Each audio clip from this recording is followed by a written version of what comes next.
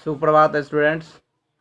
आइ पुनः हम कर्ण एकांकी लऽ कऽ उपस्थित छी जे छठम अध्याय तक हम सब गोटे अध्ययन कर चुकल छी, पढ़ि चुकल छी। आइ सातम अध्याय के जे कथा वस्तु छै एहि कर्ण एकांकी में जे सातम अध्याय में कर्ण और भगवान सूर्य के साथ गप हुई छै तकरा हम सब सुनी, आगे पढ़ी। छठम दृश्य में जे कर्ण द्रुपद के एतऽ सँ थोड़े हुनका लगै छन जे हमरा कर्ण के जे हमरा साथ एहि तरह घटना जैसे घटल ये, वह घटना के विचार विमर्श को अपन मनन को एक्सरे कर्ण एम्हर से उम्हर घूमैत रही छथिन, टहलैत रही छथिन। तो मन ही मन हुनका जैसे अपने आप से ओ गप करै छथिन, कहै छथिन जे अद्भुत देश अछि हमरा लोकनिक, मनुष्यता के कतहु ठाम नहि, ककरो क्षत्रियटा अपन ककरो ब्राह्मणेटा, जाहि में कोनो खर्च नहीं, कनेको कष्ट नहीं, छुछ स्नेह समादरी हमरा नहीं देत, कारण हम एक मानक बेटा छी। तत्काल गुरु द्रोण द्वारा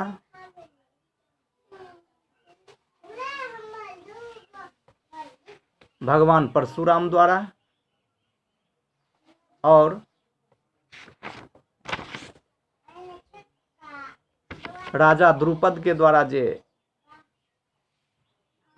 एक मान के पुत्र के प्रति जे दृष्टिकोण रहे छे, सोच रहे छे, विचार रहे छे, ओई विचार के सुनि कर्ण बहुत आहत जैसे आहित भ जाय छथिन, मर्माहित भ जाय छथिन।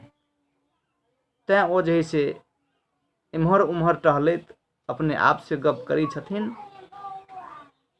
तखन नेपथ्य से एकटा ध्वनि आबै छे, एकटा आवाज आबै छे कर्ण के कान में, और ओ आवाज वो ध्वनि की रही छे? ओ आवाज ओ ध्वनि कहै छे अहाँ एक मानक बेटा नहीं छी। कर्ण चौक जाइत छथिन। सामने में सूर्यक प्रवेश होइ छे और सूर्य पुनः वह बात के कहै छथिन जे अहाँ एक मानक बेटा नहीं छी। कर्ण फेर घुर के जैसे कहै छथिन अहाँ के छी? सूर्य कहै छथिन जे अहाँ सबक विशेषतः अहाँक पूज्य हम सूर्य थिकौं। कर्ण आसन दैत कहै छथिन विशेषतः हमर किएक? सूर्य अहाँक पिता हम ही थिकौं आ माय थिकी महाराज पांडुक स्त्री कुंती। एतेक बात सुनि कऽ कर्ण बकर बकर जैसे भगवान सूर्य के मुंह देखैत रही छथिन।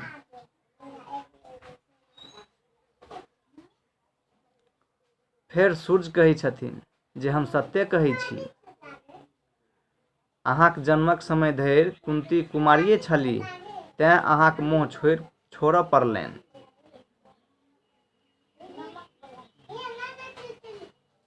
कर्ण उत्तेजित भ अहाँ हमर जन्मदाता भ सकै छी, पिता नहीं। हमर पिता महामना अधिरथ थिका। कर्ण कहै छथिन अहाँ हमर जन्मदाता भ सकै छी, मुदा पिता नहीं।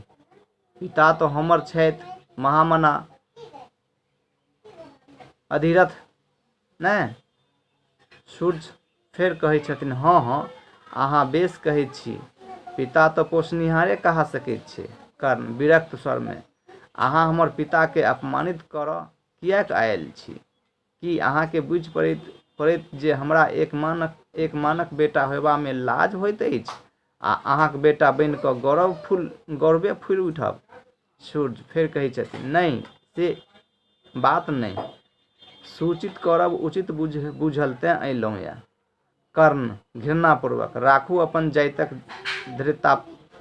धूर्ततापूर्ण चालि। यदि अहाँके औचित्यक बोध रहै आ उचित करबाक नियति रहै तऽ जन्मेक समय हमरा रक्षाक ओ पालनक व्यवस्था करितहुँ कि नहि? गीदड़ कुकुर काछ माछ हमरा नहि खैलक से संयोग कि नहि?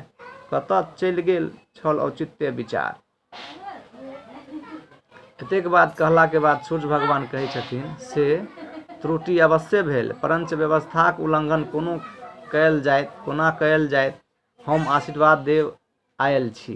कर्ण आशीर्वादक प्रयोजन हमरा छल तहिया जहिया हम धारमे भसियोल गेलहुँ। संजोगवश हम ओहि महामानव हाथमे चलि गेलहुँ जकर हृदयमे अज्ञानता नेनाक लेल विशाल स्नेह भंडार छलैक। कोनो बच्चा हमरासँ बेसी माय बापक दुलार नहि पौने होयत। आब तऽ हम अपनो सामर्थ्य भेलहुँ। कहबाके अर्थ जे सूर्य और कर्ण के बीचमे जे संवाद होइ छै, सूर्य आबै छथिन सबटा बात जैसे कहै छथिन, मुदा कर्ण जे कहै छथिन ओहो कोनो खराब नहि कहै छथिन। जाहि समयमे हमरा अहाँ भसा देलहुँ पानीमे, आशीर्वादके तऽ ओहि समयमे आवश्यकता रहै, मुदा हमरा तऽ अहाँ भसा देलहुँ। लेकिन भसेलाके बाद संजोगवश हम ओहि महामानव हाथमे चलि गेलहुँ जेकरा हृदयमे अज्ञातो नैनाक लेल विशाल स्नेह भंडार छलै, जाहिमे हम एतेक रास स्नेह प्यार पावलहुँ। सूर्य तथापि कर्ण खत्म करू, हमरा देख एक मन समाजमे आत्मबोध भऽ सकैत छै, तेँ अहाँ हमर जनक बनऽ आयल छी। जाउ अपने देश, हम किछु नहि सुनब अहाँ सनकी एकोटा छी। कर्ण उद्धार सूर्यक आशीर्वादसँ नहि, सूर्यक निकन्ने होयत। वेगसँ प्रस्थान, अप्रतिभ सूर्यके प्रस्थान एसकरे द्विगुण कर्ण एम्हरसँ ओम्हर करैत रहै छथिन। एही तरह कक्षाके संपन्न कयल जा रहल यऽ। अगिला कक्षामे पुनः हम उपस्थित हैब एकांकी लऽ कऽ। धन्यवाद।